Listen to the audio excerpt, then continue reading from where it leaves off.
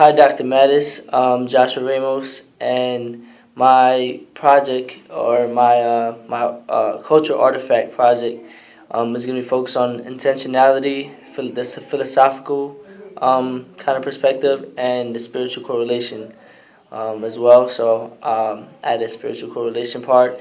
And my first artifact, so I actually have two artifacts, and I have them in the form of sayings. In my first artifact, which is the philosophical artifact, is the sky is the limit.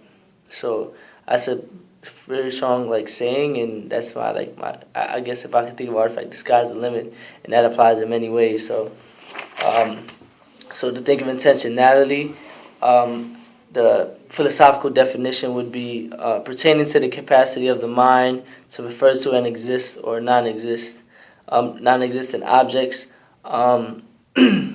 Also, it's basically like the idea that representation of the mind, what the mind can represent, and kind of like objects it could kind of represent as well. Also, some things that are about, are directed on, or represent other things.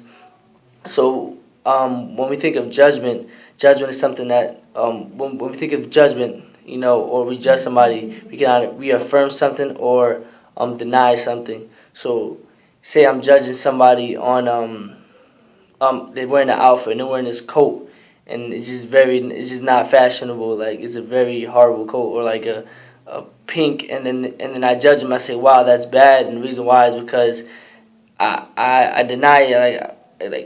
Like I say it's bad, and the reason being is because their pants are like purple. So if you want pink and purple, I don't think that really matches very well. So I'm denying. I'm like, wow, I'm judging them, and that's bad. So I'm kind of putting two things together. Again, the sky's the limit. This is how, I guess, complicated this statement is. The sky's the limit. In terms of this statement, how we can even put a term around create intentionality in general. I think I was able to wrap kind of the concept of intentionality more, and kind of conceptualize it in terms of cats and animals. So the belief that cats are animals, so we're putting two objects or two concepts together. So it's cats, right? It's an animal, right? We created the term animal, and then we could say cats are animals.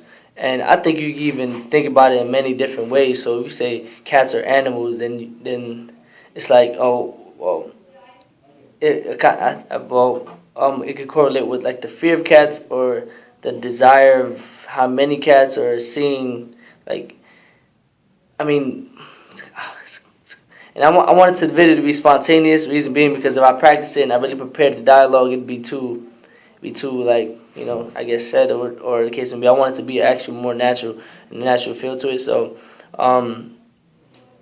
like I said, so you say cats are animals. There's so many contexts in which you could determine that and how you can compare that. So if I say the cat is an animal, am I just saying that it's an animal that it fears? It's such a hard concept to wrap my mind around.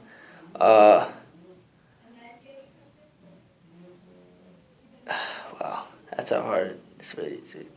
All right, I'm gonna stop that. We're not gonna do that.